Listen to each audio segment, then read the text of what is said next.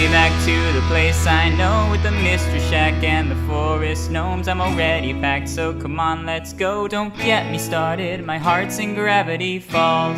3, 2, 1. Was that NSYNC enough? NSYNC Enough is my NSYNC tribute band. Can't wait to hear them. Welcome to Mystery Shack Look Back, a nostalgic time capsule and no-spoiler book club of the original Gravity Falls fandom. We are your curators. I'm Ella. I'm Charlie. Ella, we have made it into Season 2. Whoa! Season 2 of Gravity Falls? We're watching it today? We're starting it, and there's going to be a few changes around here. Oh, yeah? First of which, we have a Patreon now. Ooh. Patreon.com/Mystery Shack. Our $3 pledges will get early access to episodes. I will put the MP3 up on Patreon the second I'm done editing it. And you're going to get a shout out at the end of every episode here. And for the $5 tier, you will get everything in the previous tier, as well as access to Discord watch parties of Gravity Falls, usually coinciding with the episode that we're talking about in the podcast every Wednesday. So later today, Yeah. if you are pledged to the Patreon, I will be playing Scary-oke for everyone. Yeah, special secret channel in our Discord, so if you're not already in it, we'll get you in there. That's Stan's challenge room. You need Kisus to get in there. Yeah, naturally. And then we have the $40 a month tier, and we can justify that price to you. Once a month, Ella will draw a character of your choice in the Gravity Falls art style. Or you, if you want me to draw what you would look like in the Gravity Falls verse. Or you can choose for Charlie to record a sentence of your choosing in the voice of any Gravity Falls character. Yeah, so that's recurring, as all Patreon tiers are. So if you want both a voice request and a art request, just wait a month. Yeah. And then we have 2 goals set up here. If we get $50 from patrons every month, if it totals up to 50 amongst all of our supporters, we will record a real episode of Dog with a Pod. Ella does not want to do this, but Please don't give us money. I'm kidding. if we are receiving $50 every month, yeah. Yeah, it'll be a ready for this? It'll be a bonus episode. Like a dog bone. I get it. So we will watch an episode of Dog with a Blog and record ourselves talking about it. Yeah, for our $100 a month goal, is doing a mini-series, a special, separate podcast about Over the Garden Wall. We will record that, I guess, when it's seasonal, in the October after we... Well, we'll release that in October. Yeah, after we finish this podcast. Yes. So if that's anything you'd be interested in, please go to patreon.com/Mystery Shack. No refunds. And if you can't pledge, just tell friends about the show. Word of mouth is still alive and well in the world of podcasts.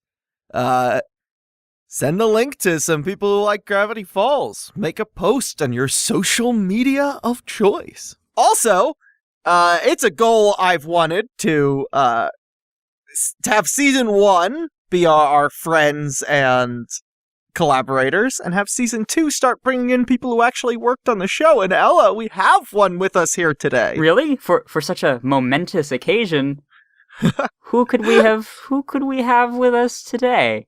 I wonder. Why, it's supervising producer, season 2, episode 1 director, and table read voice of Grunkle Stan, Rob Renzetti. Woo! Hello, everybody. Here I am. Whoa, is that table read Stan? That's table read Uncle Stan. I can't keep that up for very long. Without Alex writing lines for me, I don't know what to say as Grunkle Stan. Well, I mean, before anything else, thank you for coming on to our show. Oh, it's my pleasure. Is such a joy and such a gift, such a treat to have you on. Pre-Christmas gift. Yes. I feel that if you were to look at Rob Renzetti's full resume, you could easily mistake it for a listicle of top 20 children's cartoons in the last 30 years.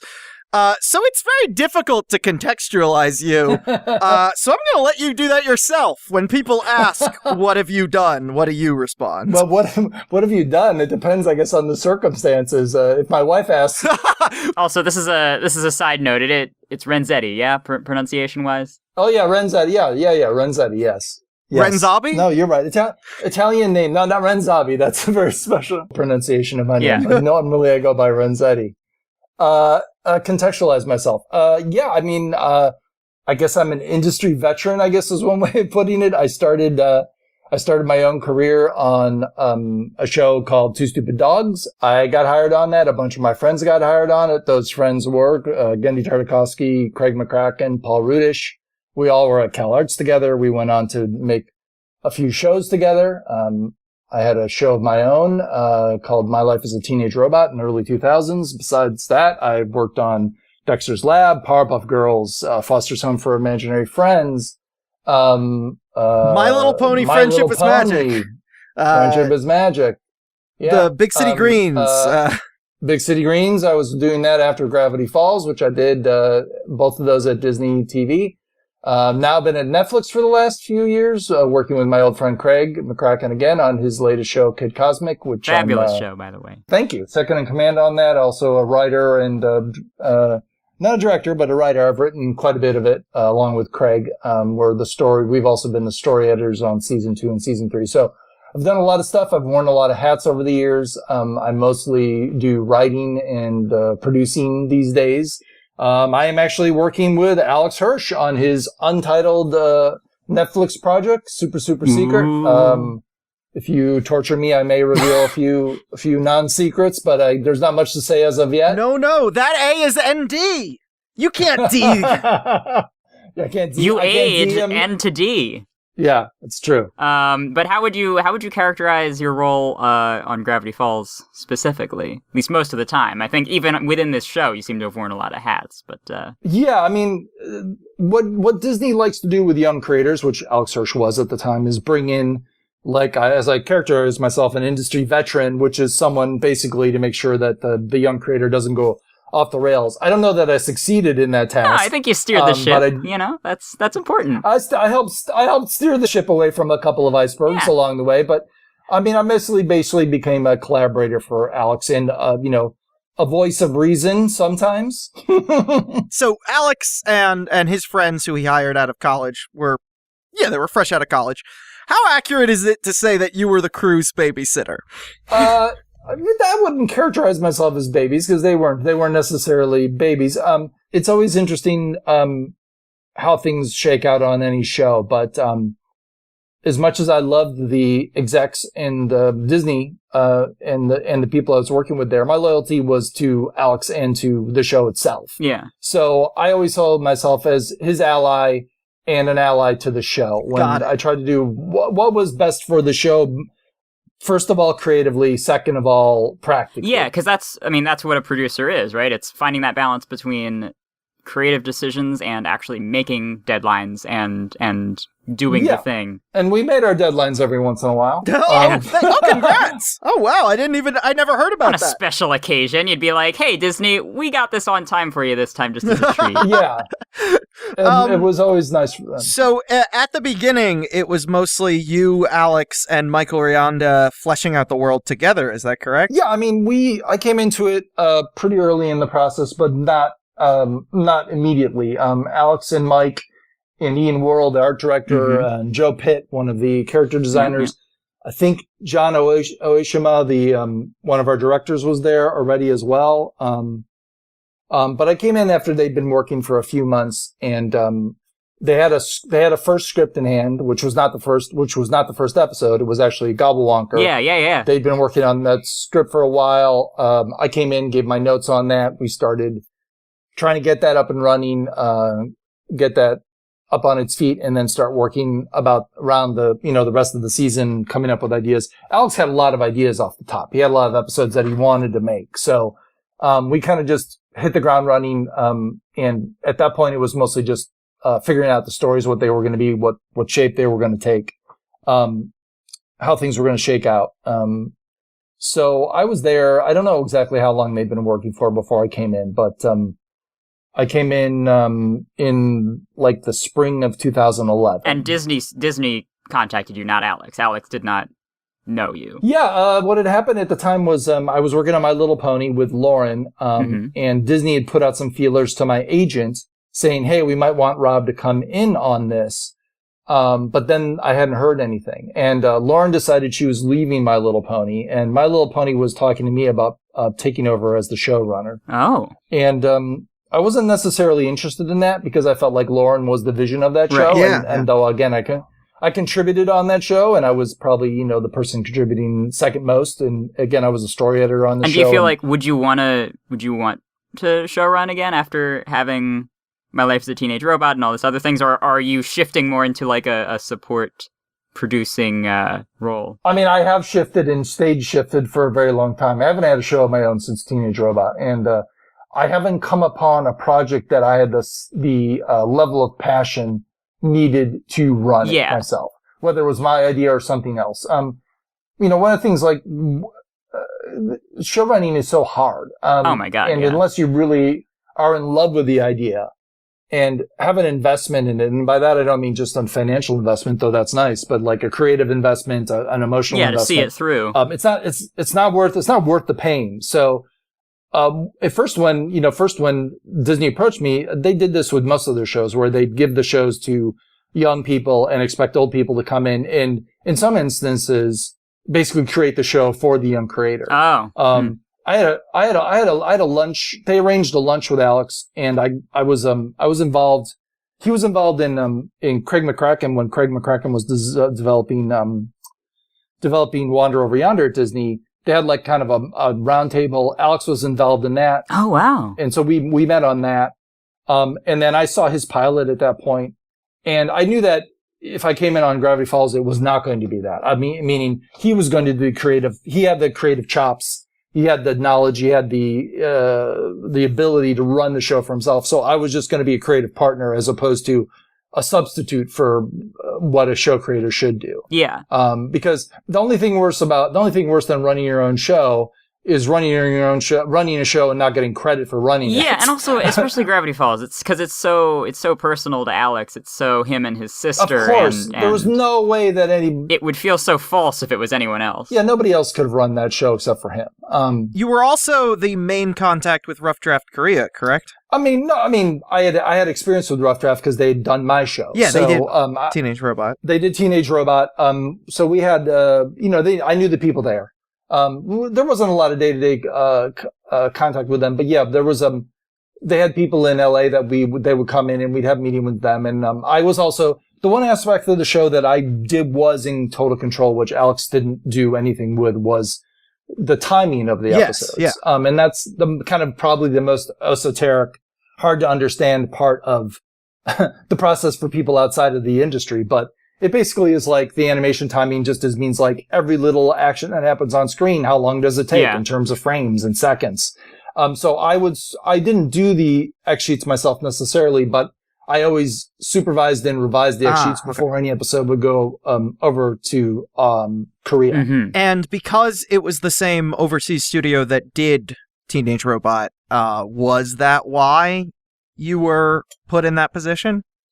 No, I was put in that position because it was something Alex had no idea to do. Okay, got it. Okay, yeah, and that's the perfect. That makes sense. Yeah. Now he could have. He had animation experience. He animated his own shorts, and really just having actual experience as an animator is all you really needed to know and do to understand what they call X sheets or exposure sheets. But it's the kind of thing where like, so he can dedicate his energy to the more nitty gritty show running stuff. You kind of take care of everything else basically. Yeah. And like I knew I would be there with him every step of the way. I was, like I said, we'd come up with stories together. I'd be in writers' meetings with him. I'd go to the records. We'd be in editorial together when shows came back. So I knew the sense of timing. He would pitch the boards to the exec. So I would sit in on that, see what the timing was like, know exactly when things are supposed to be fast, when they're supposed to be slow. I got a good sense of what his sense of humor and sense of timing was. So if Alex is piloting the X-Wing, trying to blow up the Death Star, you are the ghostly Obi-Wan Kenobi. That's right. Guiding him on what to do. That's right. So as we had discussed, it takes about 10 months to make an animated episode from, pitch Start to finish, yeah. Yeah, to getting revisions or whatever. Yes, at least. How long was the gap between wrapping work on season 1 and starting, like, the brainstorming sessions for season 2? I mean, I don't know. I don't remember. It was a while. It was longer than normal, and that's because Alex wanted a break. Yeah, because a lot of work went into season 1. They wanted him to start on season 2 probably 9 months before we actually did. Really? And I'm guessing. I'm just pulling that amount of time out of the air. But he's been very open about how overworked he was on himself. Yeah, he wanted to wrap season 1 and think about whether he wanted to do a season 2 or not. Yeah. So most creators are begging for a pickup so they don't lose their people. And we didn't want to lose people either, but we just decided we needed to, for Hirsch's sanity. Yeah. So, the writing staff was let go. They went on to other things and we didn't necessarily get everybody back. Yeah. So, the writing staff changed, from season 1 to season 2. You'd heard Michael Rianda left, Ori Wallington, who was one of... Then you got Jeff Rowe and Shion, yeah. Yeah, we got Jeff Rowe, we got Shion Takeuchi came in, Mark Rizzo came in as a story editor after I played story editor for a while. And Josh Weinstein, right? And Josh Weinstein, yes, of Simpsons fame. Well, not yet. Yeah, I mean, he came in, I don't exactly remember when he joined us, but he did come in relatively early, even though his writing credits don't show up for a while, but he's in the room. Gotcha. Oh, okay, cool. No, I don't think it's 10 years ago or, not 10 years when we started season 2, but, 8 maybe at this point. Yeah. 8 years ago. So I don't remember all the details in terms of timing, but. And also, joining the character design staff, Robert Ryan Corey, who is amazing, as we will see soon. Yeah. Yes, he did. He was a huge contributor to this episode, specifically Scary-oke. Oh, okay. So Scary-oke actually is the first episode of the second season of Gravity Falls. Oh my gosh, that makes it the 21st episode of the series overall. That's right, Ella. It premiered on August 1st, 2014 on, it says Disney Channel here, is that correct? It was Disney Channel, yes, that is true. It was? Yeah. Really? Season 2 was weird. This was right during the transition, I remember, from Channel to XD. So some things would premiere on Disney Channel first, some things would premiere on Disney XD first, before they really settled into Disney XD. Do you have any, can you speak on that at all? Was that? I can. I can't speak well on it.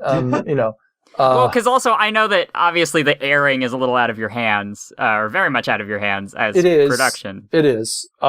Yeah, I mean, we had some influence on that, and that's the reason probably why this episode premiered on the Disney Channel. I mean, it was well regarded, so it was in their interest to have it on the Disney Channel, but they were trying to get Disney XD, they were trying to bring it back to life, basically, because it never took off in a way they wanted it to. Yeah, and the problem is Disney XD is often on a different tier of cable programming, I believe. So yes, most people have Disney Channel, but not Disney XD, which is the issue. Yes, I mean, Disney Channel got one of the sweetest deals in cable history when it premiered, because it premiered early and it got on the air, and it got such a sweet deal that in order to break even, they never had to run actual commercials on the Disney Channel. So all the commercials were just for their own shows. Yeah. Oh, wow. Yeah, okay. I never thought about that.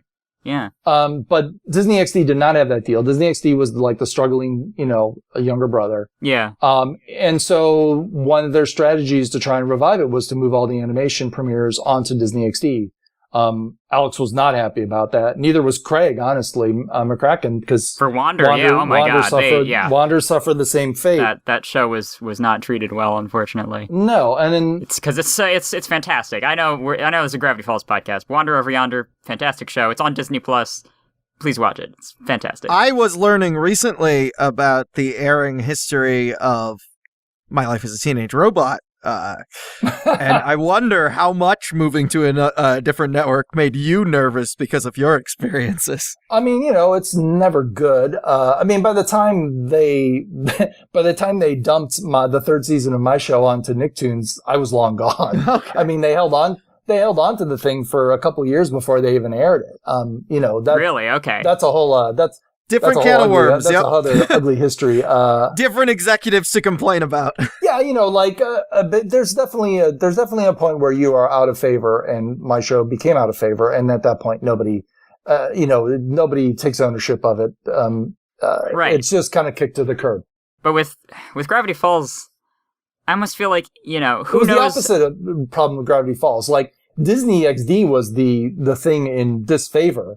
And it was like, hey, I'm friends with all these popular kids. Don't you want to watch me? And they grabbed all the popular animated stuff and shoved it on Got there in it. an attempt to Holding them hostage in an attempt So to this was like... more Yeah. about promoting Disney XD than punishing Gravity Falls. It was definitely about trying to lure eyeballs to Disney XD and not about relegating us there. Perfect. Which is why we sometimes showed up on Disney Channel It's stuff. interesting because I think who knows if Gravity Falls was coming out today, and the age of like streaming is pretty much in full swing now, but it premiered at a time that was like the purgatory between like cable was kind of starting to go out and streaming had yet to pick up. So now is the time of monsters. The old world is dying and the new world struggles to be born. So yeah, it was an interesting time for sure. This episode was written by Jeff Rowe, Matt Chapman, and Alex Hirsch. Thus making it Jeff Rowe's first writing credit, right? Yeah. So, yes, I don't know if that's how he, the order Yeah, of that course. he worked on it in, but probably. And it was directed by, Rob Renzetti. That name sounds familiar from somewhere. Coincidence! Oh my god, you're right here. Here I am. I just stepped in because we were kind of in the middle, in between directors. And in order to get this thing going, I needed to take over. Oh, interesting. Okay. We're about to watch it, but the episode looks fantastic. Thank you. And it looks fantastic in specific ways that remind me of your other directing credits. So I love the direction in this one. Thank you. I mean, I'm not going to take a ton of credit for directing this episode. We had fantastic board artists on it. And it did not take much direction for me to get it Okay. to where it currently is. But I did what I did, and I'm pleased that this is the one episode that I directed because it definitely feels in my wheelhouse. I'm a big horror fan. And this is one of the more horrific episodes of the whole series, and that was fun. Do you got a favorite genre entry in the zombie fiction genre? Do I have a favorite entry? Yeah, probably 28 Days Later. All right, fantastic. I was going to say Shaun of the Dead. Yeah, we're Shaun of the Dead fans here. Shaun, oh yeah, I mean, We're Shaun of the Dead heads. yeah, I'm, okay, well, I take it back. I'm probably like Shaun of the Dead better than, well, you know what? It's hard. I don't know if I could decide. Can I get a favorite in, straight zombies versus comedy zombies? Because Shaun of the Dead, obviously. Sure. So Shaun of the Dead's one of my favorite films of all time. So I suppose it would rank higher. So let's get right to it. Let's watch Scary-oke with Rob Renzetti, the director of Scary-oke. This is exciting. Shrouded by mystery. It's all led up to this. Wrapped in enigma. My greatest achievement. And riddled with riddles. Probably should have worn pants. Gravity Falls is back. Stay calm. I've been training for this moment my whole life. Disney XD on Disney Channel presents the return of Gravity Falls. Welcome to your dreams. With the Season 2 premiere. There's something huge going on right under our noses. New secrets to expose. You didn't see nothing. New clues to unravel. Lord Mystery Ham is on the case. New questions to answer. Who's got one good eye and one good pie? Don't miss the Season 2 premiere of Gravity Falls. Friday at 9 on Disney Channel. So we just finished watching Scary-oke with Rob Renzetti. It was quite a journey. It was quite a journal. It was quite a journal and quite a journey. It was quite a journal journey. This introduces that the journal has secret blacklight messages in it. Wow. Among a couple other revelations, Yes. Dipper has Journal 3 back, and Stan knows about the secrets of the town. Yes, he does. But right at the start, we pick up pretty much exactly where we left off at the end of Gideon Rises, which was really interesting for us viewing it for the first time because it had been A year, yeah. almost a year to the day since 364 days. Yeah, and it was, but it was in a good way. It felt like, coming home again to people who, like, they had been in this stasis and we had waited for them to come back, and here they are. And there's this great, it's a visually freaking beautiful episode. Yeah, I wonder who directed it. Yeah. That was me. What? Yeah, and all the shots that we see at the start of the blue light of the machine engulfing the town, we see a lot of things and areas for the first time. We see like Wendy in her house. We see we revisit technically Gideon in prison very briefly. Yes. From the shorts. And no, it was a really interesting effect after taking a break for so long and coming back to the exact spot that we'd left off, because obviously, I don't know if it was obvious though. I don't remember what the thinking was of like. Well, I recall that when I was watching this, there are just amazing lighting effects or interesting color grading in almost every scene. And I remember thinking, like, is this what Gravity Falls is going to look like now? Well, sometimes. Yeah, I mean, this is a very atmospheric episode, and I have to give credit to the art director, Ian Worrell, and his team for the lighting effects. Some of these lighting effects sometimes are indicated in the storyboard, but a lot of times that's Ian taking it to the next level. Yeah, because one of them, I mean, literally there's the plot important presence of the blacklight, and I think that really, thematically, the fact that there's so much interesting lighting really works really well for this. A disco ball. Yes. The disco ball inside the zombies, everything, all the stuff that happens. There's a party outside, so it's a nighttime area that is well lit. And it looks so good that Seuss has to point out how good the shot looks. Yes. It makes us look really rad. The zombie swallows the disco. Yeah. They did look rad. It does. Rad zombies. It's interesting you say that was mostly Ian Worrell, because I was reminded of how, well, in Teenage Robot, they always do something interesting with the palette in the fight scene. Yes. Yeah, kind of the color grading indicating a dramatic shift. Yeah. Yeah, I mean, but that was the mandate on our show, and that was partially me and partially my art director, Alex Kerwin, was to, do what we called emotional color. Mm-hmm. So we would change the color up several times in an episode, which was fun, but also really multiplied our workload, especially if we had crowd shots. The very early episode, Raggedy Android, which I actually was the first episode that I boarded, and Alex and I boarded together. I did the roughs, and then Alex finished it up. We had so many crowd shots in there, and we had those crowds appearing in like 3 or 4 colors each. So you never forget your first skin suit episode. It was, yeah, exactly. It was a mess. It was a production nightmare to track all those little individual characters running around the background and all the different palettes they had to be in. But yeah, not as simple as a filter over the episode. You're actually changing the models of the characters. Yeah, we probably should have used filters, but back in the day we weren't doing it that way. Yeah. And here I would argue it's usually pretty emotional too. I think for sure there's the tense red with Stan fighting the zombies, and then the cooler light when they're in safety, when they're hiding in the room. Yeah. Yes. Yeah. This color. The color script of this episode in particular was very important. Yeah, and it's beautiful. Thank you. The team did a great job. I do have this is very off the bat. It could easily be super nerdy and granular and actually not mean anything, but it is something that I have been thinking about since I saw the promos for this episode, and it's a kind of an art design related question. Was Stan's design tweaked a little bit? And I will send my my conspiracy board of what I've observed, because overall the design throughout season 2 seems to have been streamlined and made more shape-based. And granted, having new board artists, obviously board artists don't all draw the same character the same way, but it seems very consistent across the board that like his eyebrows have like 2 little tufts instead of 3, and the wrinkles on his nose, there's 1 now usually instead of 2. Those little wrinkles on his bottom lip are gone. His glasses are usually thinner, and generally it just seems like he's got a more standardized shape, which I would theorize is like for lessened line mileage when you're drawing him. He's not as complicated to draw. But I guess the question is, was this a proper model sheet change? Like we are changing up the way we're drawing Stan, or was this just natural variations that came with new board artists? The answer is it is a model sheet change. Wow. All the Dipper and Mabel also got revised models.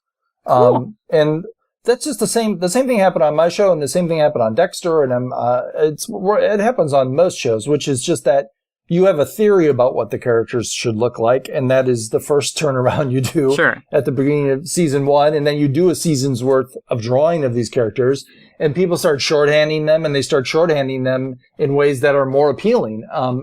Yeah, exactly. And so usually you go back in and you take a look at those model sheets and you go, okay, well, what do we want to do? What do we want to change? What do we have a problem with? What did we decide? What do we decide what's not necessary in this character? What can we eliminate? Stan is the only case where I felt that was super evident. I think I didn't even realize that the rest of them had gotten changes, but I think it was certainly more subtle with Dipper and Mabel, but Stan was because Stan was such a complicated character. He's got a lot of stuff going on in his design. And right off the bat, this is such a Stan-centric episode, but it's going to be a more Stan-centric season, because in season 1 he's usually in a B-plot situation, but now you're going to need to draw him more often. And in the commentary, I heard you discussing that after he went on the adventure in Land Before Swine, which is right before the 2-part season 1 finale, your justification of letting him go on the adventure was that, well, dinosaurs aren't supernatural. Yeah, we've all seen Jurassic Park. We know that dinosaurs can exist in the modern world. Yeah. We also had that documentary. Yeah. Didn't know Spielberg broke in a documentary, but he's good at it. He's good. He's got range. But yeah, so you said it was just so much fun to write Stan on an adventure that you wanted to do it more. Well, we spent most of season 1 setting up Stan as this kind of ne'er-do-well scumbag, con man. And, the con man with a heart of gold is always more interesting than just a con man who doesn't have a heart at all. So, yeah, he's obviously shown heart throughout season 1, but like that, in that episode, he had a chance to really shine and present himself as an unlikely hero, and we fell in love with that idea. And it's really, I was thinking about this too, because Land Before Swine, it's, when he's punching the pterodactyl in the face with Waddles in the Huggy Wuggy tummy bundle, and it's it works for pigs. Yes, he's a hero, but it's a pretty comedic scene. But here we get genuine hero Stan, and I really love that. But yeah, to the point about the design, we have this theory on this podcast that seeing the strings and knowing what they did behind the scenes does not make it less magical. It makes it more magical to know that that a human person made this, and you, the listener, are a human person. And that means you could make a show just as good. I just wanted to make it clear, I'm not trying to be a pedantic, they changed this. I genuinely think it's really cool that you can, that it's visible that you made those changes and said okay, how can we make this more accessible to our board artists and to people drawing Stan? Sure. I mean, look, it's not we're not meant to be people that you never think of when you watch, when you consider the episodes. I mean, one of the things Hirsch always wanted, and one of the reasons we went with traditional animation as opposed to Flash or whatever, is that he wanted this show to feel handmade, that was part of the aesthetic. So, we changed the designs, and then the different board artists interpreted those designs differently, and then the overseas animators and artists would interpret the different board artists' drawings. They would be influenced by the different board artists. So, you will see differences. I can tell that the song at the end is boarded by Alonzo, because I know what Alonzo's drawings look like, and that transfers through to the final.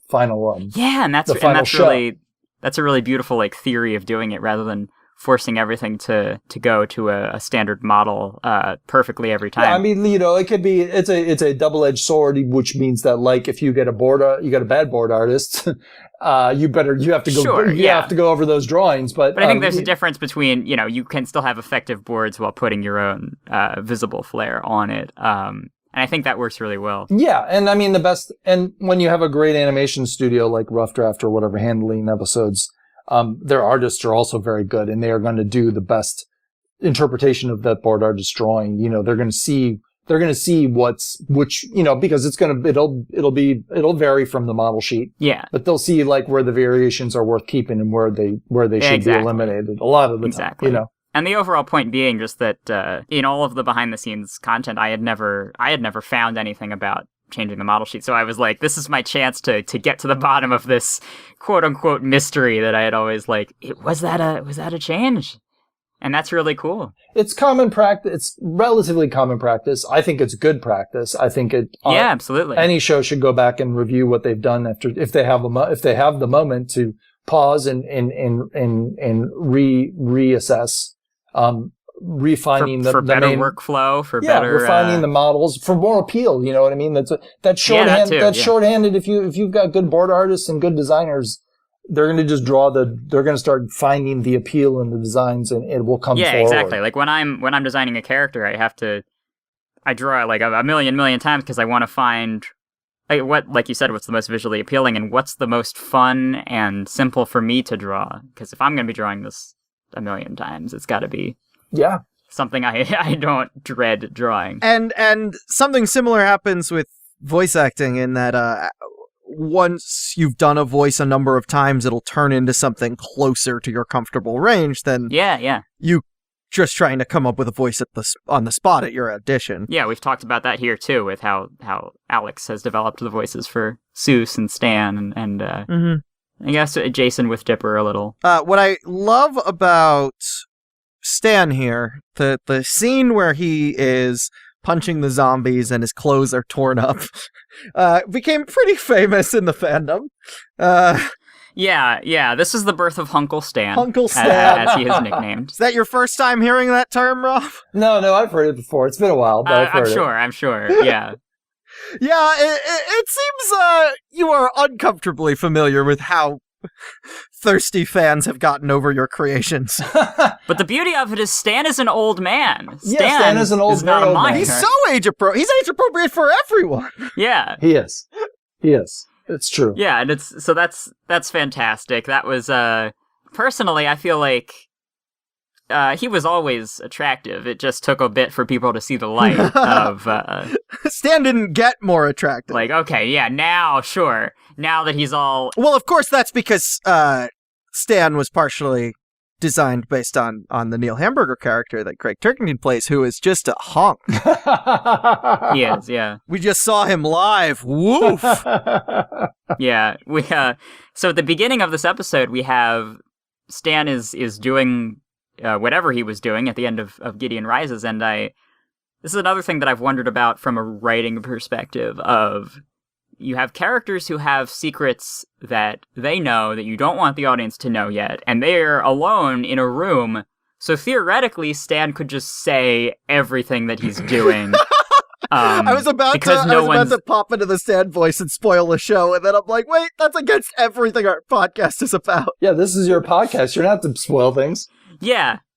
So he could, but it's like, was that like a writing challenge for you? How to kind of talk in circles without... It's not super tricky to be vague, but okay. It's not super hard.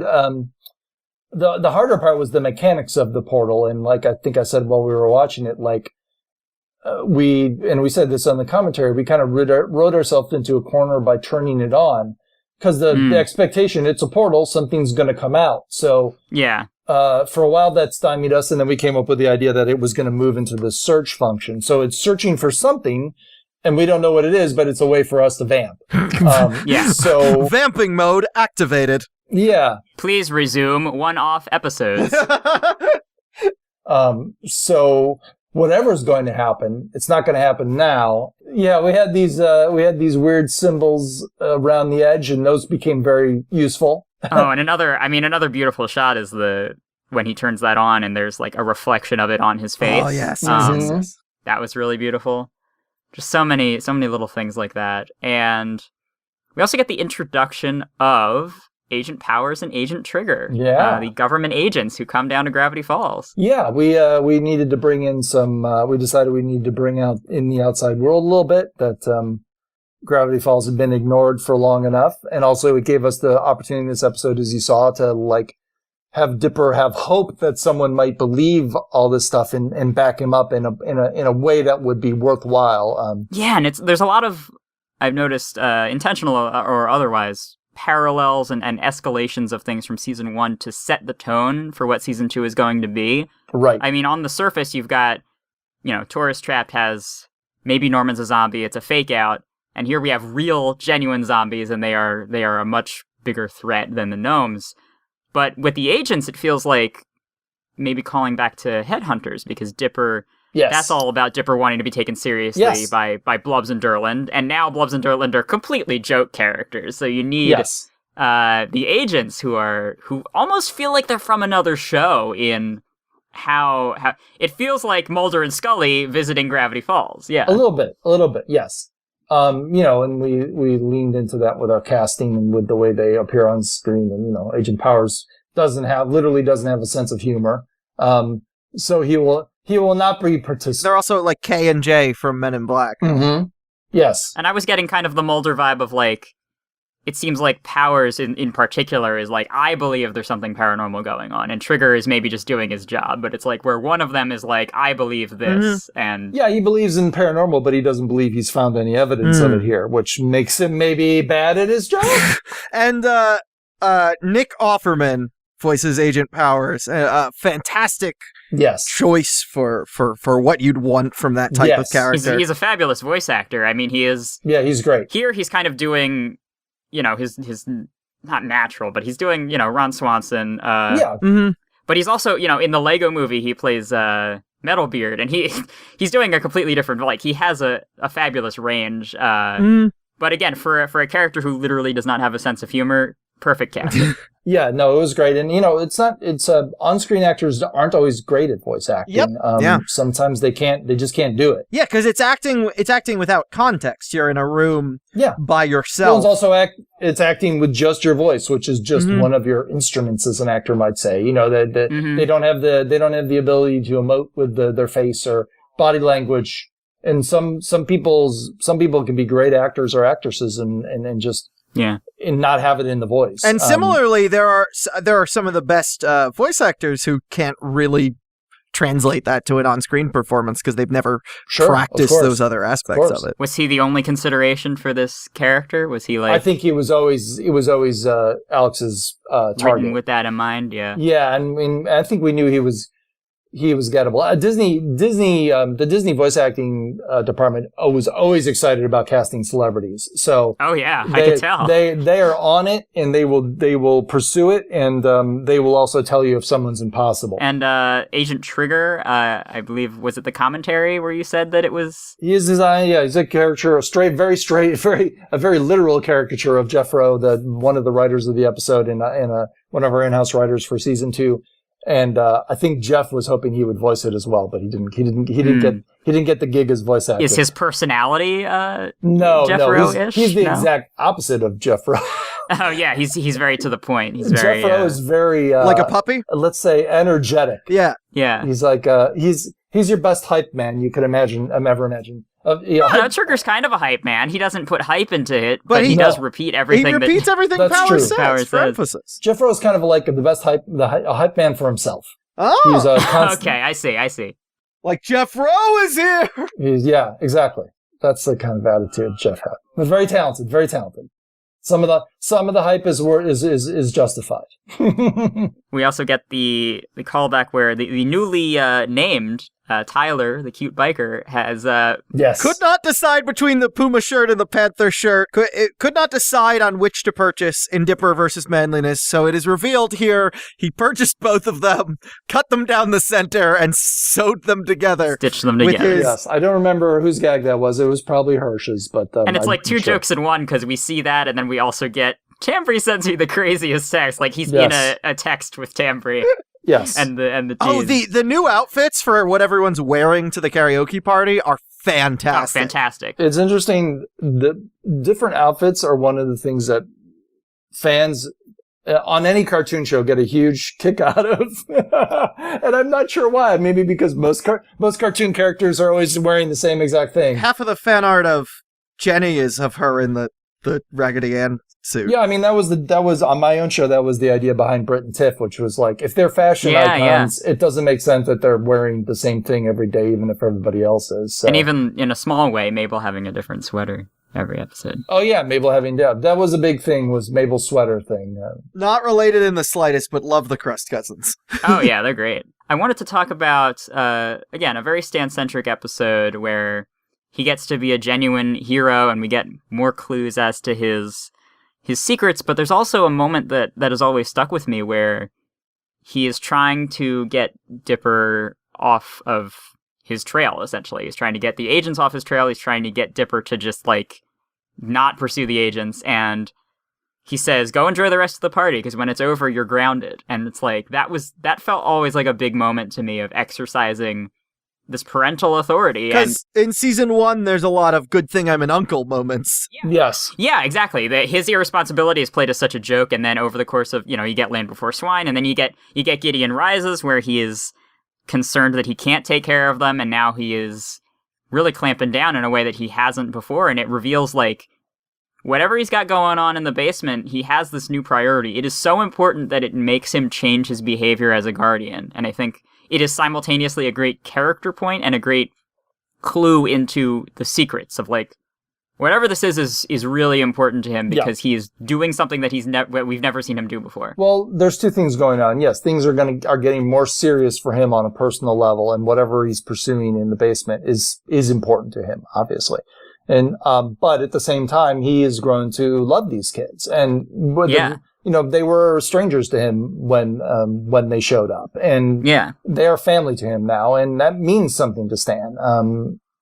So he is going to be more concerned about them, but also take a firmer hand with them as a parental figure, like you suggest. Like because Dipper's messing in things he doesn't want Dipper to mess in, and two, because he's concerned for Dipper's actual safety. He doesn't want Dipper to mess with this stuff because it's dangerous. Very plainly at the end is like, all right, I'll let you do this, but don't do that, which is like, again, unprecedented for Stan to like. He's acting like a parent. Set boundaries. Yeah, exactly. Yes. Next thing we know, he's gonna make Dipper eat vegetables instead of stealing Dipper's spaghetti. Well, let's not go. I would never do that. I'm not a monster, Dipper. Yeah. So that's always been in my mind as like, again, setting the tone for the season of like something much bigger is happening here. Yeah, I mean, and this is a much more serious episode than, in a lot of ways, than anything we did in season 1 in terms of just the tone of it in this. Yeah. Like we said in the commentary, we have a straight monster that we didn't do any kind of weird tweak on. Yeah, and they're genuinely scary, I think. Like, I mean, especially for a kid watching. Like, and a lot of that, as I said earlier, is the character designer Robert Ryan Corey. Yes. I mean, the first zombie we see has one of the eyes is dangling out on like a. Oh yeah. Yeah. Robert Ryan Corey loves to draw monsters. He's very good at it. He will come into his fore in this season for the show. We're very lucky to have had him on board because of where we wanted this season to go.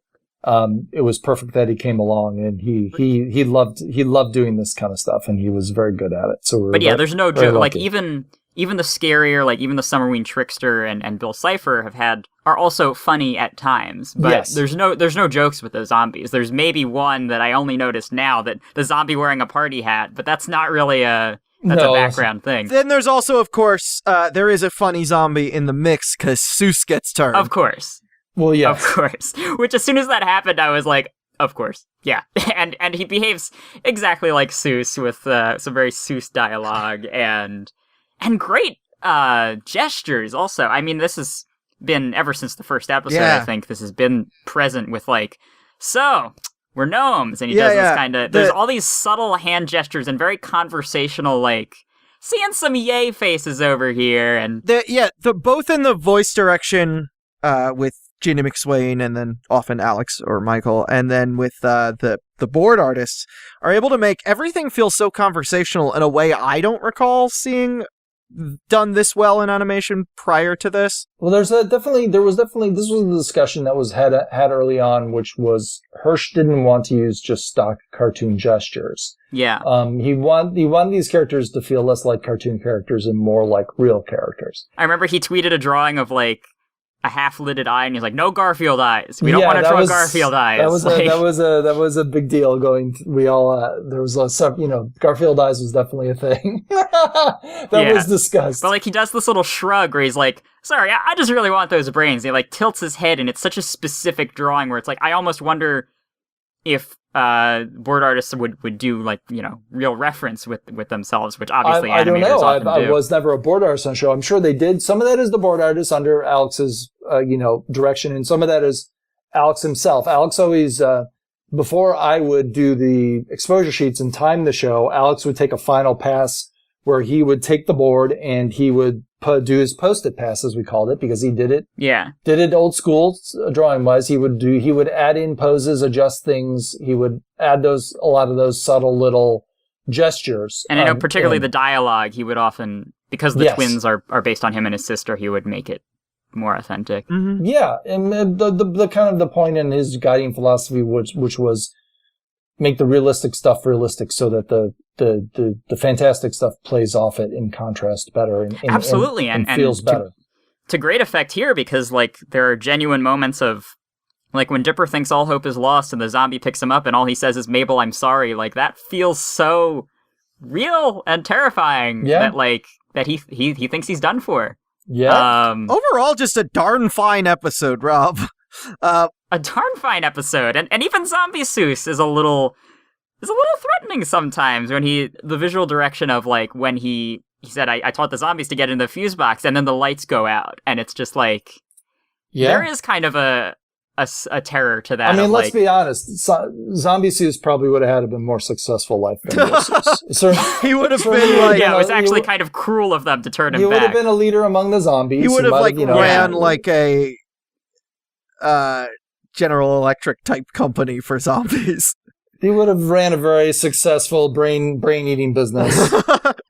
Had several zombies underneath him. Yeah, they accept payment in the form of brains, but there's something kind of scary about that too. I think if you think about it, where this person is acting exactly like they always do, except they're just like casually like, "I'm going to murder you," if that's okay. His allegiances have changed. He's no longer. Yeah. He no longer loves them. Which is also scary because Seuss's character, his whole thing is loyalty. It's so loving, yeah. And he's so dedicated to whoever he's working for, and now he's working for zombies. And he's working for himself. I'm just glad that it's lucky that Gossiping Housewives was on, because if he had gone outside, that's what we had to save him. We had to save him by keeping him inside. His brain would have exploded. Yeah. So the episode does end the best way any episode can end, in my personal opinion, with a musical number. The best way, I think life in general needs more musical numbers. I agree. We got teased at the beginning with, what was it, Danger Lane to Highway Town. We built this township on rock and roll. Just from the beginning of the episode where we see all of the karaoke tracks to the end when the song actually plays, already, with my friend I was watching this with, Tyler, and the name Ann Prasandra became an inside joke. So when we actually heard an Ann Prasandra song, after joking about it through the whole commercial breaks, we were like, "Oh my goodness, this is our favorite artist now." And it's it's a very good song. Taking Over Midnight as performed by Love Patrol Alpha. Yes. Fantastic. I see the wiki credits it as written by Brad Briek and Alex Hirsch, which makes sense because I think we talked about... in the commentary they say that the music is by Brad Briek and the lyrics are almost entirely Matt Chapman. I believe, yes. Okay. Yes, that makes sense. That is the case. Mm-hmm. Matt came in and did a pass on the lyrics. And get on that, wiki people. But yeah, we talked about that in Dipper versus Manliness, how Brad wrote like the training montage song, and then Matt and Alex, or maybe just Matt. It was that was before Matt was on the crew, I think. Okay, so a writer would come in. I think Alex went through and did the lyrics on that. Yeah. Basically, the point being that a writer would come in and do a pass to make it sillier. For sure. So that becomes Matt's position for most of season 2. I don't think there is a song in season 2 that Matt did not at least look at the lyrics of. Probably not. Yeah, I mean, Alex was a huge fan of Matt Chapman, and Homestar Runner and the Chapman brothers. And we were lucky that Gravity Falls kind of occurred in this kind of small window where the Chapman brothers were out in Los Angeles. That's why I discovered it. That's why I found the show, because I realized that the weekly Homestar updates were something that I had been using as a coping mechanism, and I didn't know that previously. And so, yeah, I just took to IMDb and is like, are they working on anything else now that this show isn't updating? Well, I'm glad you discovered the show that way. It's a genuinely great song, and it's like, there's something fantastic about the vibe of, like, this terrifying scene, like the shot where Stan's like, I didn't lie hard enough, and you see them like climbing up the totem pole. It's like they are really like in deep, because even as much as Stan has punched the zombies, whacked the zombies, like all this, they're still alive. That is not destroyed them. And can we talk about the brass knuckles for a second? Sure. Chekhov's brass knuckles, as Rob called it while you were watching. Well, yeah, because they appear in the little box of things that... Because I know you said, okay, so Fully Clothed Women magazine, another thing that Dipper finds in Stan's room, you said that was responding to an S&P note. Well, we couldn't show, we had our standards and practices people, and they didn't want any kind of scantily clad women I didn't magazines. realize that. So had you attempted that as the joke? I think that was probably the version in the script that went through. Really? Scantily clad women sounds like a Matt Chapman joke. That sounds like something Strong Bad would read. No, that's interesting, because I think a lot of the time, working within the limitations, as annoying as those notes can be, can often make things funnier. Yes, because Scantily Clad Women is not that funny of a title for a magazine. No, I mean, like, it would have... There was no joke intended there, but standards and practices made us come up with the joke. And the joke's great. The very opposite direction. Sometimes I think about the title Fully Clothed Women and just laugh to myself. Well, because... It still makes you think about what they wouldn't let us do. That's right? exactly Yeah, it. you Which know is that like, underneath those magazines are worse magazines. What? We're just not seeing them. No! Yeah. And it's similar to Summerween, where we talked about, like, there were probably... there was the not S&P approved on the flyer. It's like... Which is that's funnier. Like, which is the only joke that we submitted that they approved. yeah. Not S&P approved has been approved by S&P, etc.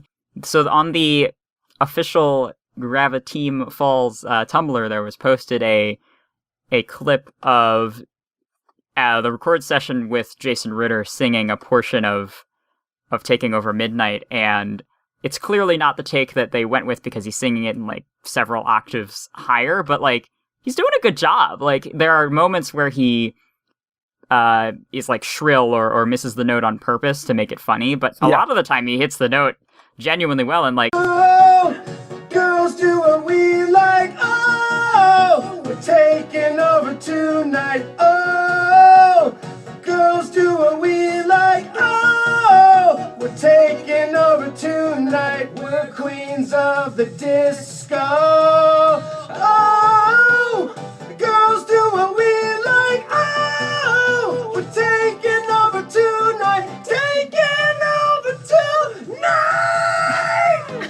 So, were you involved in record sessions a lot of the time? I was sometimes involved in them, but not always. Usually I wasn't. Usually, once we got rolling, I was there in the beginning of season 1, and then interesting. And then I was there less because I was doing stuff back at the office in Alex's absence. So even for like this episode that you directed, were you involved in any records? I think I probably was, but honestly, I just don't remember. I don't think I was there when they did the singing. Okay. Were you there for any songs? Do you have any input on what that's like? Sometimes, yeah. If Alex were in the booth singing, it'd be useful for me to be outside to give him feedback. Mm-hmm. Because he can't both perform and respond to it at the same time. Yeah. Especially as Grunkle Stan. I mean, I guess technically he's sung before as Grunkle Stan, but not in this genuine way. In Gobblewonker, there was a McGucket song cut because he couldn't sing in the voice, and later, mild spoilers, but no, because it's not in the show, there will be a Bill Cipher song cut because he couldn't really sing in the voice. I'm impressed with what he was able to do with the Stan voice here. Yeah. Yeah, I mean, Alex is a very talented voice actor, and versatile, and that's why he ended up being a lot of the voices on the show. Yeah. So yeah, no, I mean, generally, I think Jason, much to his credit, I don't think the Dipper voice was really as close as it kind of is to his own voice. It was kind of a challenge for him to. It's not easy for him to perform sometimes. That awkwardness in there. Yeah, because how does it still feel like Dipper's voice if it's so close to Jason's voice? It's so subtle in some places that it was, because Mabel's voice is pretty much Kristen Shaw's voice. There's not a lot she needs to do there. Grunkle Stan is so far away from what Hirsch actually sounds like that it's just like it's put. It is. It's put on. Yes. If you've ever heard. No, I see what you're saying. Yeah, Dipper is somewhere in the middle. Dipper is kind of like Jason Ritter tweaked towards awkwardness. The awkwardness dial. Yeah. So the way Jason describes it is rethink everything you have just said is the delivery. And also, when his voice cracks when he's out of character, it sounds like Dipper, but he has more of a range of pitches when he's talking normally and has to keep it quarantined to the higher pitch when he's voicing Dipper. And narrow his natural range. You can hear him get better at that in season 2, definitely more standardized. Because I have voiced Dipper in a bunch of fan videos, and I used to get a lot of complaints that I was doing it wrong, and I realized I was imitating season 1 Dipper, which is no one's preferred Dipper voice, and I had never noticed that there were two different voices, sort of. Yeah. I mean, the whole thing is a suspension of disbelief, though, right? Because neither Dipper nor Mabel sound like they're children. Those voices are pretty adult, even as tweaked as they are. But you just buy it. You just buy it because they just work. They work as the characters. They embody the characters. They describe in the commentary of a later episode, Alex describes it as, if you draw it, the audience will believe it. Yeah, exactly. Yeah, definitely. We get the reveal that Stan has always known that the town is weird. It's more of a reveal to Dipper and Mabel, I suppose. We, as an audience, kind of understand it because of what we've seen of him in the basement, but it feels very momentous because, for the implications on the relationship with him and the kids. It's a big deal that he tells the kids this for the kids and for the audience, because it's kind of a callback or a payoff in a way for Gideon Rises, where Dipper comes out and is honest about what he's discovered, the journal. Yeah. And Stan responds with not a lie, but a lie by omission, I suppose. He doesn't come out and put his cards on the table. No, and here, he's obviously not saying everything, but he's kind of repaying a little of that honesty and a little of that trust. Obviously, trust is a huge theme. Yes. And explaining, why he had been lying about it. Which is, again, that con with a heart of gold thing. Well, again, it was a matter of, what are we gonna give to the audience, and what do we need to hold back? And this is something that we felt we could give to the audience, and also that we should give to the audience for the storytelling that was going to move us forward. It was useful to have that kind of and especially honesty. After Land Before Swine, his plausible deniability is getting a little weaker. Yeah, it was getting very thin, wasn't it? Yeah.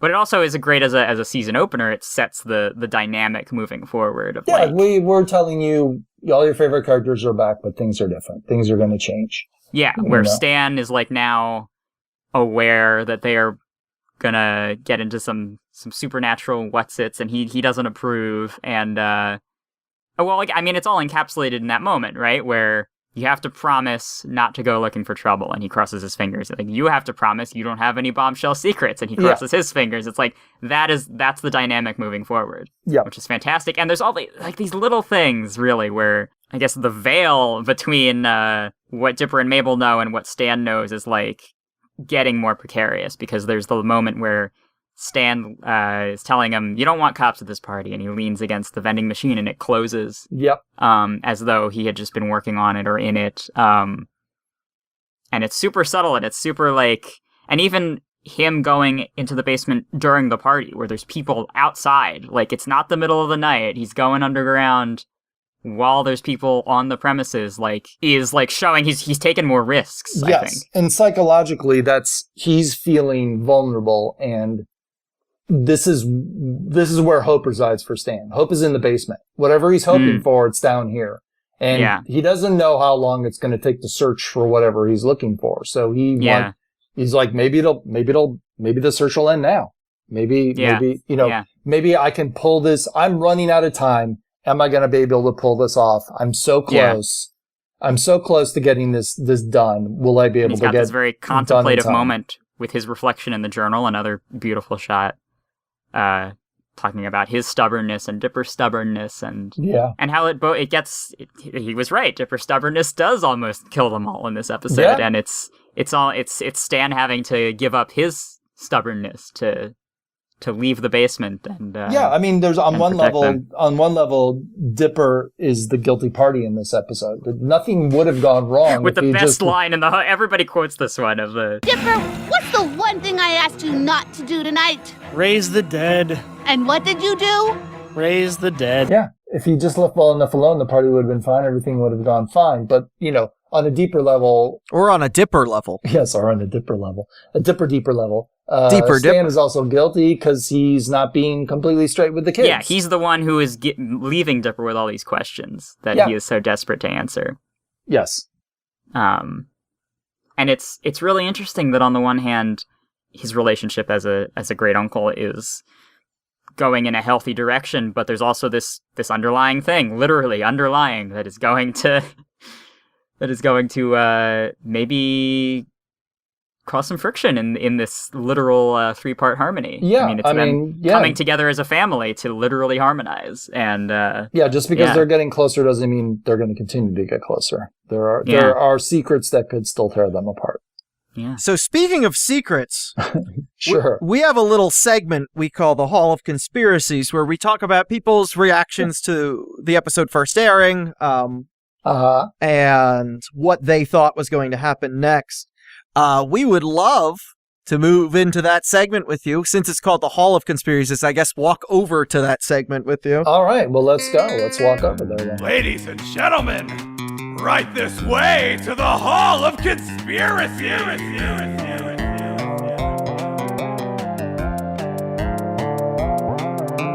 All right, here we are. What do you think of the place? Oh, it's nice. Yeah. You guys have done a lot with it. Yeah, well, we got the shag carpeting, we got the... You see, here's my thing is if we're displaying the conspiracies, then the conspiracies are decor, Yeah, and they can't hurt you. They can't hurt you up there. They're behind glass. Behind glass where they can't hurt us, yeah. That's right. Our first snippet of a theory comes from the Gravity Falls subreddit from the user Unalive Not Sleeping.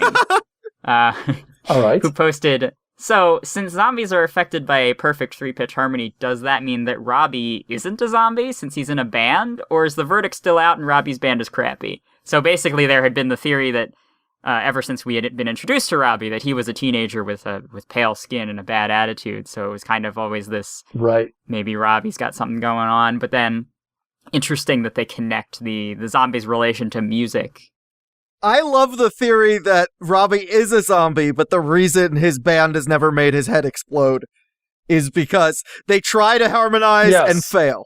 It sounds discordant and terrible. So what, maybe not this theory specifically, but what was your relationship to, were you looking at what people were saying and was that I was not, big thing? I was not. Hirsch was. Hirsch would follow this stuff. I did not follow it very closely. So he would often bring it into the office then, wouldn't he? Yeah, he would, he would bring some certain things up and say what the fans were talking about, and we would discuss it. And that's exactly the kind of thing that I think you don't get in the streaming age of the fact that there were gaps between the episodes allows these things to develop. I always call it like yogurt left out, culture develops. Aha, very good.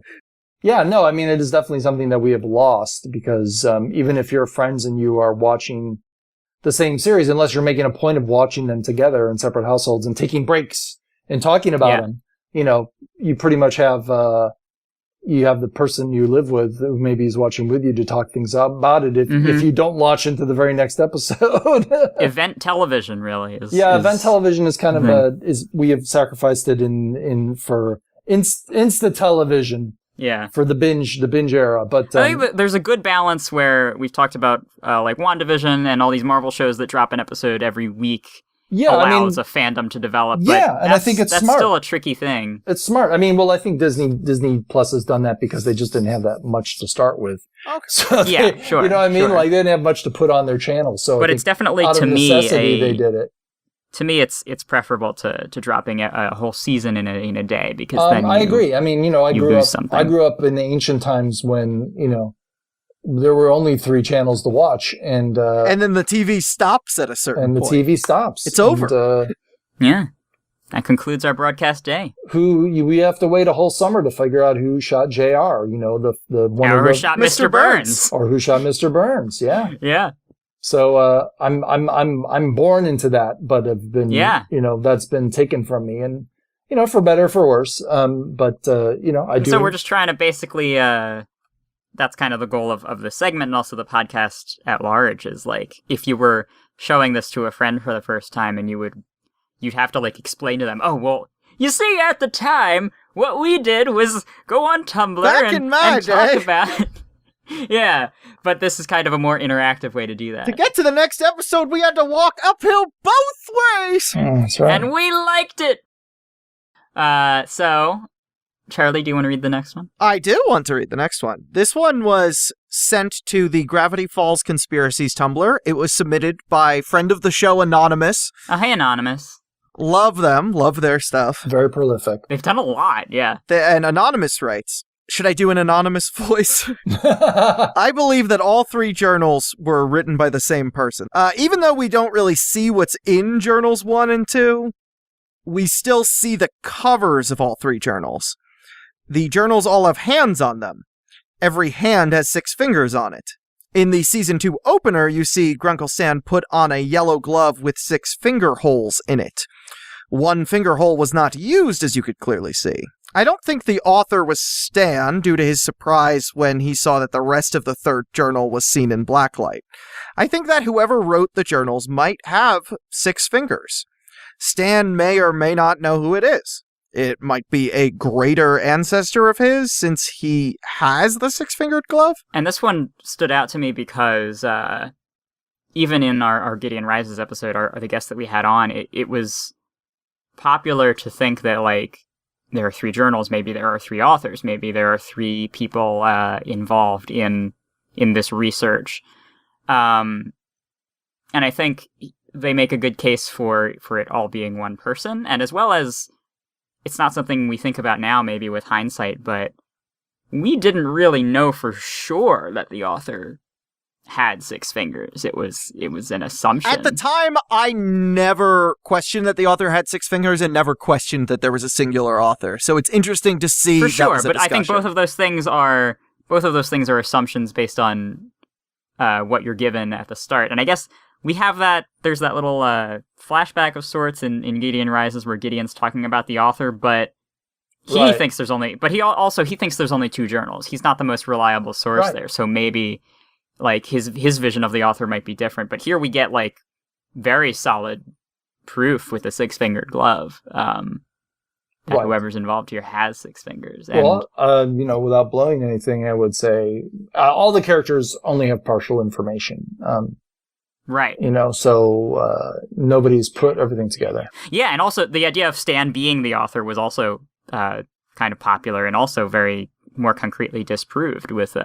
he didn't know about the invisible ink. It certainly seems to be pointing away from Stan as a potential author. Unless Stan wrote the journal and then some rapscallion came in later and tried to deface it, but oops, accidentally used the invisible ink. That's possible. Yeah. Well, he added to the knowledge, right? Whoever wrote the first part, whoever wrote the blacklight stuff, added to the knowledge of the journal. So yeah, and it's interesting to me overall, just that. With a show like this, you can't take anything for granted. There were so many theories flying around, and it's like you kind of forget what you have concrete evidence of, and what you are assuming. Well, we tried to make both. We tried to make legitimate clues. We tried to make things that would lead you in the wrong direction. So red herrings, yeah. Red herrings, and so we're trying to keep the audience on their toes. I think it worked. Yeah, it works great. Clearly, because there were it got heated. Where it was like, no, it's this. No, it's definitely that. I'm on my toes right now, Rob. I have a standing desk, so it's still working. That might get a little bit uncomfortable, Charlie. Oh no, I feel great. Love a good stand. Okay. All right. On your toes, though. All right. Well, on all parts of my feet. We can't say I'm not on my toes. So what you're saying is you're just standing. Yes. You're just standing there. Okay. Yeah. That's fine then. The Latin incantation that Dipper recites to raise the dead roughly translates to body, rise, Lord Devil, or Devil Dominion, conquer the world. If he knew what he was saying, he wouldn't have said it. Yeah, it was a little bit... I don't think he knew that. I think he didn't know quite what he was saying. Yeah, he had good pronunciation, but... No, his pronunciation was flawed, actually. That's supposed to be corpus levatus. He says us. Well, Yeah, no, the U sound in Latin is supposed to be an U sound. Inceptus nullinus overatus. Overatus. Yeah. So, again, like we've seen in Gideon Rises and the shorts, there's a lot more to do as far as cryptograms. Rob, how involved were you in these secret code? Oh, very, very, very little. Business? That was definitely Hirsch's deal, and Ian Worrell was a contributor to that stuff as well. For sure. Ian Worrell of World Television. Exactly, yes. The heir to the World Television fortune. Oh, wow. He doesn't have to work. He chooses to work. He doesn't need to. And Joe Pitt, heir to the Pitt Cola fortune. Yeah, Pitt Cola. Big. And then all you've got is an infomercial spokesman with your name. Yeah, no, well, I'm still working. That's why I'm still working years later. Oh, okay. So, Charlie, you want to start us off with the first? Yes, I do, in fact. Thank you for asking. You're welcome. On the satellite footage of Gravity Falls that the agents are looking at, there are numbers at the bottom that decode using the combination cipher to search for thee. Presumably calling back to Search for the Blind Eye from Gideon Rises, but also that you brought this up during our watch, but that logo of the government, you said that you designed that. I did, yes. And it's really clever that it's like a bald eagle with a magnifying glass. Yeah, I tried to come up with something that felt kind of governmenty, officially, but also a little bit cultish. Yeah, and could conceivably exist. Yeah. And it really sells that it feels like people from a different show coming to Gravity Falls. On the frame of Dipper's Big Mysteries conspiracy board, there's a cryptogram that decodes 3 letters forward, so it's kind of a reverse of the Caesar cipher we're used to, and it says, "Why is Wendy so perfect?"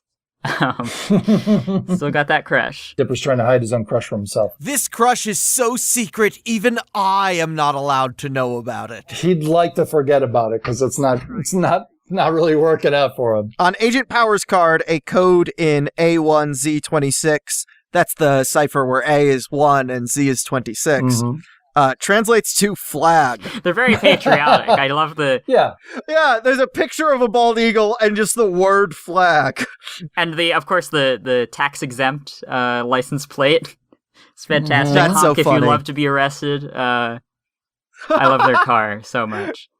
And the Leprechaun journal page has Caesar codes for watch out and kill me please. Not a very happy mythical creature. Leprechaun, I think, is maybe my second favorite weird creature in there, behind the butternut squash with a human face and emotions. Is probably my favorite. Now, Ella, you wrote here there's a new theme song whisper. I thought that was only in the credits as Nick Offerman's credit. Is that also in the theme song? Nope, it's a new whisper at the beginning of the theme song, and it says, which when you play it backwards is... And then also, instead of being credited as Nick Offerman, Agent Powers is credited in this episode to being voiced by Key Visionaire. Was that a thing? What was that? Is there a story behind that? Key Visionaire has to do with the well, yeah, but why is it in place of Nick Offerman's name? How did you get him to agree to remain uncredited here? I don't know. I have no idea why he's credited that way, and maybe it was just... That's really interesting. So now, as IMDb will forever say, other names he's alias known as. Key Visionaire. But yeah, so... Key Visionaire. I don't know if that was done with his approval or not. No. That is not my name. Why did you think that was my... Did you think you cast someone else? The Visionaire cipher requires a keyword to decode, and it is the most complex credit cipher yet, because it basically... Well, it's harder on the viewer and on the crew, I suppose, because we have to search through the episode, but also, what was that like from a production standpoint of for a background artist to have to... Well, it was. I mean, again, it goes back to Ian, and he was upset with how easy people discovered this stuff. Yeah. So he kept making it more and fans more were difficult. pretty rabid, so it's not. They were rabid, and also they had, they could pool their resources. Yeah. Via online forums and stuff, and figure stuff out together, which, was again a product of the time the show came out in. That yeah, that's not how they figured out who shot JR. No, that's why none of us figured it out. Yeah, or who killed Maggie. Laura Palmer. It was Maggie both times. Oh, Maggie killed Laura Palmer. That's interesting. I don't remember that episode. I would love to see. I mean, he totally would do that. Anyway, so yes, in Gideon's cell, and I finally saw this. I've never actually caught this before, but there is a kind of etching of a key, and under it is the word Whittle. And I mean, the backgrounds in general are just... Thank you, Gideon. Yeah, you're welcome. The backgrounds in general are just so lush and detailed in this season. Like, going into Grunkle Stan's room, there's so many little things that I didn't even catch until this watch. So I imagine that made it even more interesting to hide these keys, which we'll see as we go how complicated it can get. Yeah. And I think you definitely pulled it off as far as, like, I mean, I know I gave up after a while. Like, I was decoding everything in season 1, and after this is like, I'll wait for the internet to get it. I don't need to. I don't know if I've ever mentioned this on the podcast. I have never decoded one cryptogram in my life. Maybe we can end the podcast. Final episode. Charlie decodes their first that would be cryptogram. Great, yeah. Well, now you've cornered yourself, Charlie. I don't understand. I understand so little of this. I can't even explain how Visionaire works. But basically, you take the key, and when you apply it to the credits cryptogram, it reads "Welcome back," which is... Yeah, we're not sure why the word "whittle" helped you translate that. I don't even think Rob is the person to ask. I don't go there. I understood what we did in the Dipper shorts. That was pretty complicated, but this... You have to use your Little Orphan Annie decoder ring, if I'm correct. It's all about Ovaltine. Sounds like it. Yeah. Sounds like it. Crummy commercial. I loved Ovaltine. Yeah. I drank Ovaltine as a kid. Oh, wow. But yeah, it's harkening back to Tourist Trapped, which said "Welcome to Gravity Falls," and this is saying "Welcome back." Not much of a message for all that work you had to do. However, much like in the Dipper's Guide to the Unexplained Shorts, there is a card that flashes at the end of the episode for a few frames, and that's got all kinds of stuff on it. It has combination ciphers, meaning the A1 Z26 plus @ plus Caesar, and it decodes to... The man downstairs is very clever. Can he hide his plans forever? So I assume this all is also Alex? Yeah, that would be Alex. Yeah. Alex coming up with this stuff. Yeah, for sure. He made himself work too hard. he this is the kind of stuff that thrilled him as a kid, and he absolutely, knew that yeah. A new generation of kids were out there that would hook into this stuff. And it did. It was a thrill, and it's a thrill to have, like, this code especially is like, there's a lot of setup of, like, what could happen from here. And what intrigues me about Gideon Rises and what intrigues me about this episode is that there's no clear path. There's no clear, like, oh, I know what's going to happen. Like, I'm glad to hear it. It's a very, like, I guess we'll wait and see. Yeah, I'm glad to hear we kept you in the dark. And, hindsight, of course, you see what it's setting up. But when you are in the dark, you feel like there's all this darkness. Potential. Yeah, you feel the darkness. I mean, hopefully that's what you always try and achieve in your storytelling, is that you keep people guessing, but when they have all the answers and go back, and you see where it's it doesn't look like you haven't cheated them in any way. Exactly. Exactly. You've given them a legitimate answer to the clues that were laid out. Yeah, and I was never really. We've talked about it before, but I was never really. My goal was never to be right. I think I just wanted to be along for the ride. I'm with you. I don't often try to leap ahead. Sometimes I do. When I leap ahead, I guess sometimes more in movies than I do in TV shows. For TV shows, I'm more than happy to just enjoy and live with the characters. Yeah, because TV shows are like, that's a part of your life for a while, and then movies, you're in it for 2 hours, and then I mean, and sometimes you can see where the movie's going, especially if you're someone like me who also tells story for a living. That's happened to Ella and I. As of this year, movies have become boring for us to watch. Yeah, we've we always seen too know many what's and gonna we've happen. written too much stuff. Well, you got to search out for the better, more unusual stuff that you can't does stuff. We did. Because of that complaint, the previous time we had watched a movie together, Ella and I watched Knives Out. Yeah, and we basically were made Great complete fools, and we Great loved it. flick. Well, that's good. Yeah, that was a good movie. Rob, thank you for coming by today to talk with us. so much. This is been such an honor and such a good time. Pleasure to speak with you. Yeah. And enjoyed watching the episode again with you guys. This is, I think, the only time I've ever watched an episode of anything with its director. With someone who directed it, and it's not only a privilege, but just genuinely fun. I had a really fun time. I did too. I'm glad. Thanks for inviting me on your show. Is there anything that you want to promote? You want to plug? Where can people find what you're working on? Oh, sure. I didn't realize you've got Kid Cosmic, I suppose, is the most recent.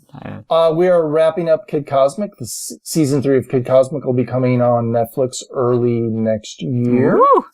As I said, I'm working with Hirsch yet again on his new adult animation for Netflix show, which is just... And angrily agreeing with each other. Yes, there are lots of angry agreement. We're in the infancy of this. There's not much to reveal, even if it could. I can say that there will be in a similar vein of Gravity Falls, but a little bit more expansive genre-wise. There's going to be some fantasy, sci-fi, horror, everything that you love. There'll be a little bit of that in it. Everything I love? Well, I don't know all the stuff you everything love, I personally love. You shouldn't have. Well, man, I don't know about the personal people in your life. They probably won't appear. Fair enough. Will my wife be there? No, she won't. She'll not be there. She won't. Oh, well, you guys got to work on that for the next one. All right, we'll try. And I personally am working on, as you know, I've written several books for, Disney Publishing, including Journal Number 3, along with Hirsch. And I am actually working on writing my first original novel, geared towards middle grade, kids. That sounds amazing. That sounds perfect. Kids of all ages. It's going to be it's a horror story. Wow. It's called, Do you know when that is, coming out? Not coming out till 2023, but it's going to be a trilogy. There's going to be actually 3 books. Wow. What's it called? And the first one's called The Horrible Bag of Terrible Things, and it's about amazing a young man who discovers a bag that is got monsters inside. Basically, there's a world of monsters inside this bag. So I love that already. I'm on board. Misadventures inside that bag. Yeah. So and it's a novel. Is it going to be a? It's a novel. Yeah, it's going to be published by Penguin Random House. Cool. It's going to come out kind of late summer, early fall 2023 for the Halloween season. So yeah, I'm working on that right now. Wow, that's amazing. Yeah, and we will of course extend the option to you to return to our podcast when we do get to Journal, the Disney publishing. Yeah, we've been version covering all the expanded universe material, so we would love to have you on. I'd love to talk about it with you. It was quite an interesting journey to turn the journal from the show into an actual journal. Yeah. So, and it's a fantastic book. Thank you. I'm very proud of it. I'm very proud of it. And I love mystery and nonstop fun as well. Thank you. Although that's an activity book. Yeah. That was the first one we did, and that was my first foray into writing for publishing, and it was fun. But yeah, we upped the game with Journal Number 3. Big challenge, but a pleasure and a privilege to read it. And it would definitely guide our conversation. Yeah. Because Journal 3 is so expansive, it would guide our conversation if it was more of an interview. To make it an interview rather than the two of us just trying to think of anything to talk about in an entire book. Sure. Well, we kind of set up what we did in physical Journal 3 in this episode with all those blank pages. It gave us the room we needed to expand it. So we were thinking ahead. That's amazing. And if you want to check out more to the listener, but also Rob, if you feel like it, if you want to find more episodes of this podcast, go to our host network, pipedreampodcasts.com, where you can find other shows like Escape from Vault Disney, How Did This Not Get Made, And come on Fuhuquapods, a Homestar Runner podcast. And while you're there, you can find links to our show's social medias and our Discord server. You can also... And Patreon! Yeah, that's true. We do have a Patreon now. You can go to our Patreon at patreon.com/Mystery Shack. Charlie, I think you need to yell that a little louder. Oh yeah, no, it's just well understood. I've never had an indoor voice, which is fine because I've also rarely been indoors. And you can also contact us at mysteryshacklookback@gmail.com if you have any experiences in the fandom that you'd like to share. And if you liked what you heard today, please, please, please make a post saying what you liked about it. Attach the link.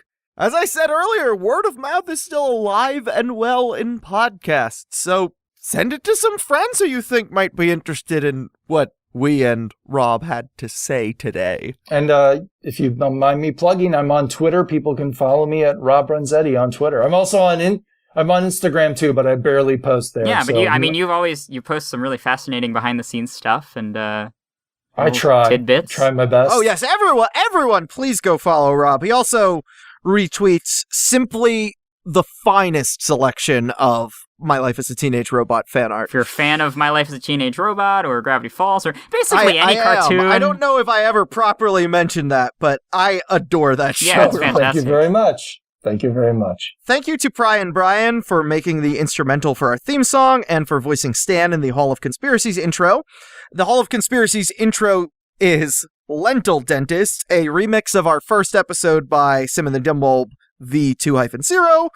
There is a link to the full thing on her Tumblr in the description here. Adam, just good job killing those zombies. Yeah, those zombies have a lot of spit coming out of their mouths. I know, it's unsanitary, so thank you for your 3-part harmonies. So, yeah, I did write the theme song that we heard at the top, but I think for today,